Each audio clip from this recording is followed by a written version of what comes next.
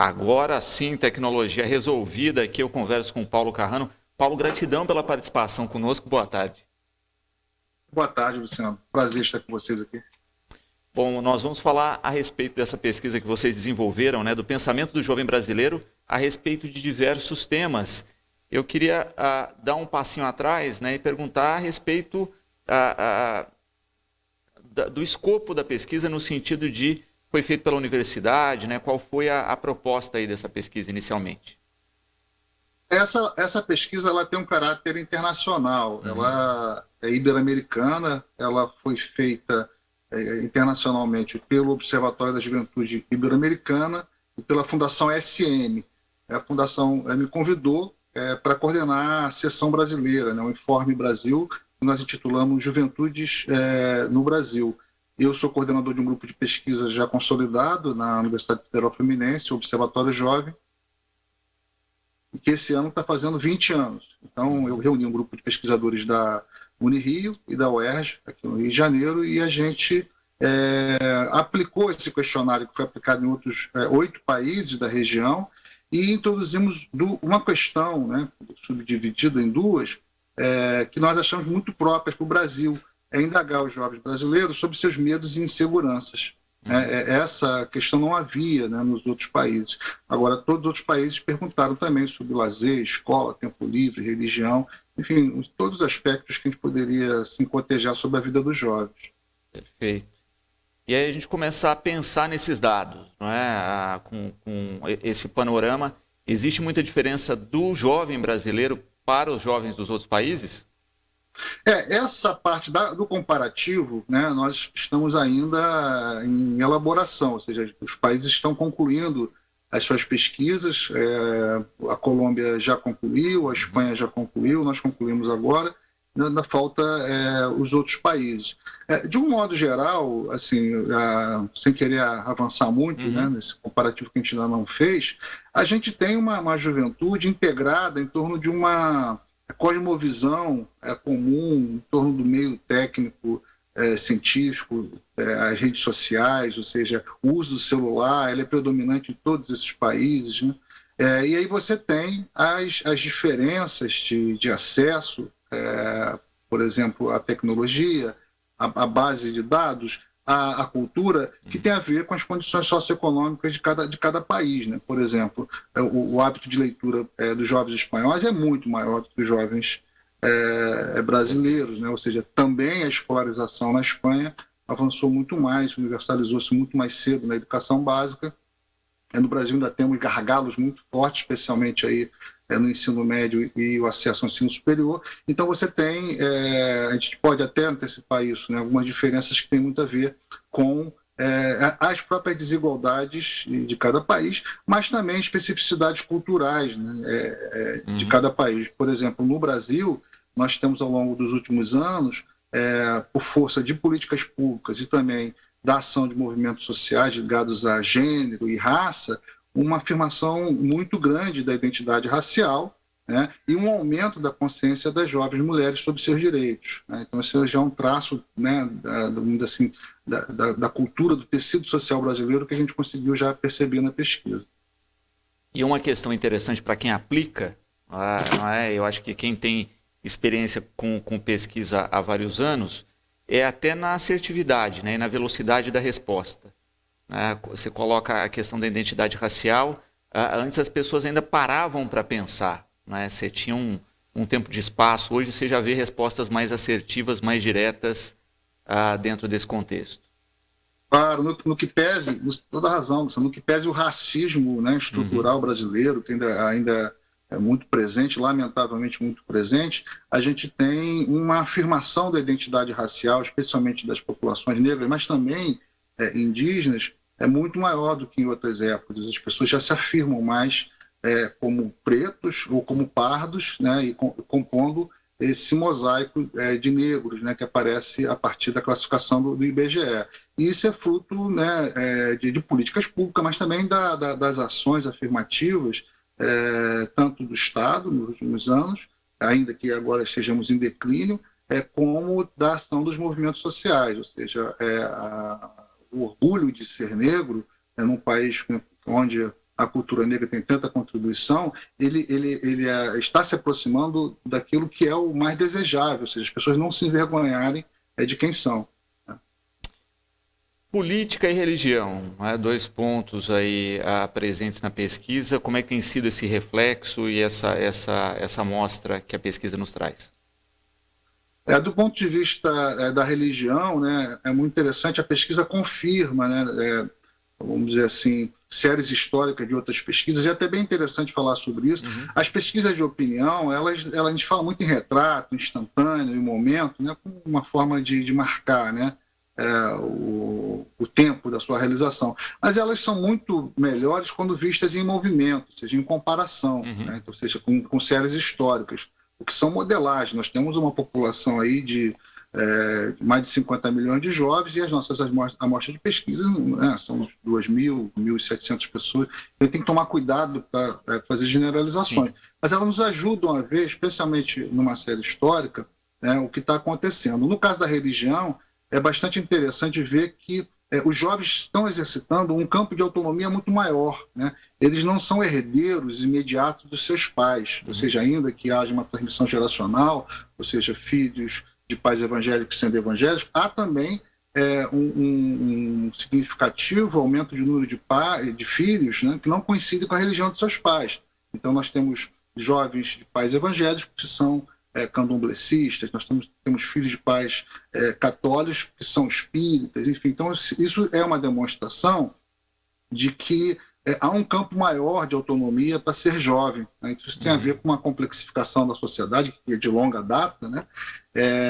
E os sujeitos têm mais espaço para se fabricar, né? Essa expressão que a gente usa na sociologia, né? Fazer a si mesmo. Agora, por outro lado, isso é feito num campo, muitas vezes, de muita incerteza, muita insegurança, né? Falta de suporte. Então, quando você tem aí a diminuição da transferência geracional, né, de pais, de grupos para os filhos têm que fazer as suas próprias escolhas. Então, esse é um grande desafio educacional também, ou seja, fortalecer os jovens para que eles possam fazer boas escolhas para si e para os outros. Então, no campo da religião, tem esse aspecto da não transmissão geracional imediata. E a outra, a gente percebe nas respostas dos jovens, né, um grau de compreensão em relação às outras religiões, de tolerância, que é até animador em relação ao futuro do país, né, considerando que há tanta intolerância ainda, especialmente intolerância religiosa, com as religiões de matriz africana. E no campo da política, a gente confirma com essa pesquisa, né, uma percepção que vem ao longo dos anos de que os jovens, né, confiam um pouco nas instituições clássicas da política, ou seja, aquelas instituições que eles têm pouca entrada, aonde para se chegar ao topo da hierarquia se demora muito, e aquelas instituições onde os jovens não conseguem ver um resultado imediato das suas ações, né? E isso coincide, claro, com os partidos políticos, as instituições de governo. Então, os jovens, não é que eles se recusem a participar da vida política, mas eles desconfiam das instituições que não são muito abertas para as suas opiniões e para o seu próprio agir, né? Então, acho que tem esse traço aí. Algumas instituições conseguem se manter ainda com algum tipo de adesão, ou seja, as instituições que os jovens mais confiam são as instituições, a própria família, né, como instituição. E é até interessante, né, apesar dos jovens serem sujeitos das redes sociais, da internet, isso faz parte muito forte das suas subjetividades, eles dizem que é na família onde eles mais se informam, onde eles mais confiam nas informações que chegam. E aí, mais um desafio também para as famílias e para as escolas, né, que a escola é outra instituição que eles confiam, de fazer circular informações que sejam úteis, né, para a formação dos jovens. E verídicas, né? Nós estamos no mundo das fake news. Sim. Nós estamos vivendo essa situação da inverdade fabricada. Então, assim, tem um desafio educacional aí para as famílias e escolas também. E é interessante pensar nesse processo, né? Porque se a gente pensa na família como base para as instituições, e a gente vê um fluxo de mudança, por exemplo, na religião, que também é uma instituição, É interessante pensar nesse desenho hoje, né? Em que, olha, eu confio na família, mas eu faço escolhas diferentes dela. Claro, claro, você tocou num ponto importantíssimo, Luciano. Não há contradição em relação a isso, Uhum. porque você confiar não significa seguir cegamente, Sim. né? Não significa ter encurtado o seu campo de autonomia. É isso que muitas vezes, eu não digo só os pais, né, família, mas o mundo adulto, de um modo geral, tem dificuldade de compreender. Às vezes nós queremos compreender os jovens a partir da nossa própria experiência de juventude, né? E a gente costuma dizer que só sabe quem é jovem hoje quem está vivendo a experiência de juventude, né? Com as possibilidades que esse mundo traz para os jovens, mas também com as dificuldades, né, de ser sujeito jovem e, por exemplo, verificar para onde eu vou para o futuro. Então, esses jovens, eles têm um campo de autonomia e acesso à informação. Se dizia, por exemplo, no começo do século XX, né, um sociólogo famoso americano que dizia os jovens, os adolescentes, quando saem das suas famílias, encontram pela primeira vez na escola o acesso ao mundo. Ora, esses jovens já tiveram acesso ao mundo muito antes de chegar na escola. Sim. Até como criança. Quem de nós não tem um filho, um sobrinho, um afilhado que já está lá, né, mexendo no tablet, no celular? Então, assim, é um mundo de múltiplas informações e múltiplas, eu diria, instituições educadoras. Então, as instituições clássicas, escola, família, as próprias igrejas, elas não estão sozinhas. Isso não é ruim. Elas compartilham esse campo de educabilidade com outras instituições, tendo o jovem no centro desse processo, podendo fazer as suas eleições. Então, muitas vezes, quando o jovem faz uma escolha que não coincide com aqueles meus valores, eu trato isso como uma traição, ou como uma rejeição. E não é rejeição, é o democrático exercício da escolha. É isso que os jovens estão fazendo hoje. Agora, eles precisam se fortalecer para isso, precisam informá-lo. Por exemplo, no campo da internet, desculpa se eu já avanço num outro tema, Luciano. No campo da internet se costuma dizer os jovens são nativos digitais. Essa expressão não está errada, mas ela pode nos levar ao engano de achar que os jovens são autoconscientes, que eles conhecem tudo, que eles sabem todos os riscos que o mundo digital traz, que ele conhece todos os códigos e não conhece. Isso é uma aprendizagem, especialmente hoje no mundo de algoritmos. Nós somos conduzidos muito mais como uma pluma no vento do que como um pássaro que voa com direção. Esse é o desafio, criar processos educativos para que esses jovens possam seguir voando, mas com direção e escolha. Então, esse é o desafio da geração adulta. E para isso a gente precisa conhecer os jovens. É uma forma de conhecer, dialogar e pesquisar também. Sem dúvida. E, Paulo, eu acho que é um ponto importantíssimo que você toca, porque quando pensamos em gerações anteriores, as escolas começaram um processo de informação para as mídias, não é? Trabalhos relacionados à capa de revista, ao conteúdo televisivo, a ter uma visão crítica nisso. E a hora que você estabelece uma estrutura social com uma visão mais crítica disso, vem a internet, né, com outras regras, com um poder de capilaridade ainda maior, de controle ainda maior, numa juventude que não está preparada e que acha que controla essa estrutura. Exatamente. Na verdade, nenhum de nós está preparado, né? Até porque a velocidade é muito grande, né?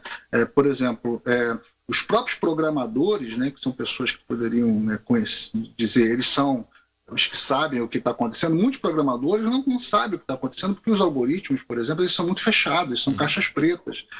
Há segredos industriais, há segredos informacionais. Então, nós sabemos hoje, por exemplo, que a estrutura dos algoritmos é uma estrutura de manipulação de emoções, né? Então, há um efeito, inclusive, neurofisiológico, de dopamina, né? Cada vez que se recebe um like, uma curtida, cada vez que alguém comenta, cita, né? Isso gera uma mobilização. Então, esses mecanismos de internet, eles estão organizados de tal forma que eles produzem pelo menos dois componentes. Um é agrupar indivíduos em determinados pacotes de interesse, quer sejam de mercado, quer sejam políticos, inclusive, né, para que se possa haver algum tipo de manipulação. Conduzir esse pacote como se fosse um cardume dos interesses que se quer. Então é preciso estar consciente em que pacote você está, que tipo de interesse quer te fazer se emocionar, se movimentar, né? E o outro é esse aspecto da emoção, né? Ou seja, como eu posso ter uma participação que seja lúdica, que seja criativa, mas que seja racional também, no sentido de compreender o que está por trás das redes que eu não diria aprisionam, né, mas que me conduzem. E a internet hoje é um grande mar te conduzindo, né, com correntes que você tem que aprender a navegar. Então, daí, de novo, a noção de que nós não somos nativos digitais, nem os jovens são.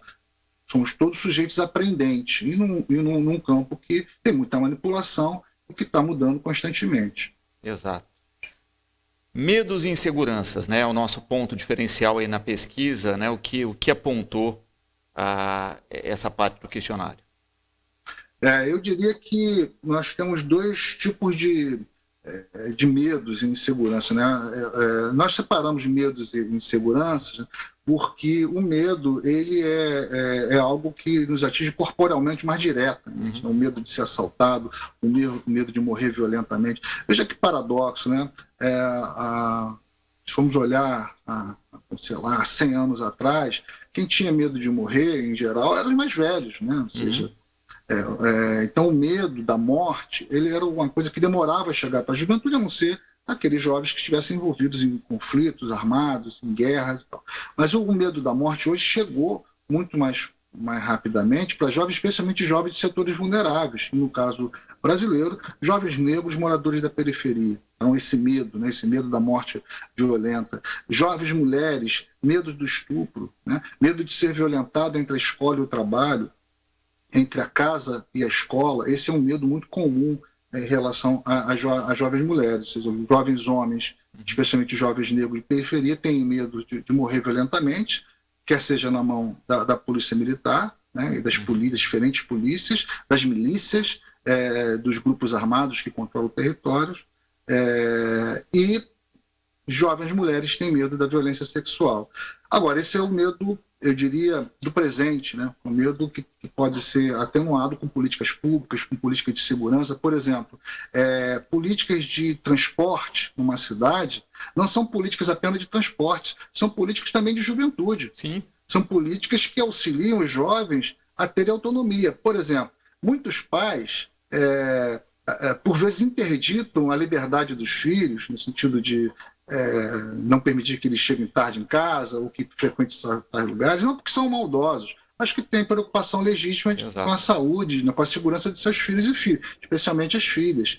Então, uma cidade que pudesse garantir para as famílias, olha, o seu filho vai sair, vai para uma festa, vai para uma balada, vai para uma resenha, né, como se costuma dizer, vai para um show e vai voltar em segurança, isso diminuiria, né, em grande medida esse campo de restrição e aumentaria a confiança dos pais. Então, políticas de mobilidade e segurança são políticas para construir cidades, territórios amigos de crianças e jovens. Então, esses medos do presente têm muito a ver com as nossas fragilidades em termos de suportes e apoio para os jovens. E tem o medo do futuro, né? Uma das coisas mais, que eu diria, estaria mais ligada à insegurança do que medo, né? Ou seja, eu vou ter um trabalho no futuro. Exato. Isso apareceu muito fortemente na resposta dos jovens, ou seja, o medo de não ter trabalho, de não poder ser alguém, no sentido de ser alguém que possa prover a própria vida. Isso tem a ver com política de desenvolvimento, tem a ver com a própria noção de país, né, que nós podemos dar para esse jovem. Então há um campo de muita fragilidade aí, do ponto de vista dos jovens conseguirem prever um futuro feliz para si. Isso apareceu muito fortemente na pesquisa. Paulo, sensacional o projeto. Eu já vou deixar aqui o convite para a gente repetir a dose, né, com o fechamento dos outros países, para a gente poder ter um comparativo. Parabenizar você, a toda a equipe, agradecer a possibilidade de divulgar por aqui também essa pesquisa e esperar realmente, não é, que o país comece a olhar com mais qualidade, eu diria, né? A gente tem discutido muito aí a questão da pesquisa científica, né, mas olhar com a importância que essa base tem para a gente repensar as políticas públicas, não é, e definir os rumos do país. Agradeço imensamente e deixo esse espaço no programa sempre à disposição.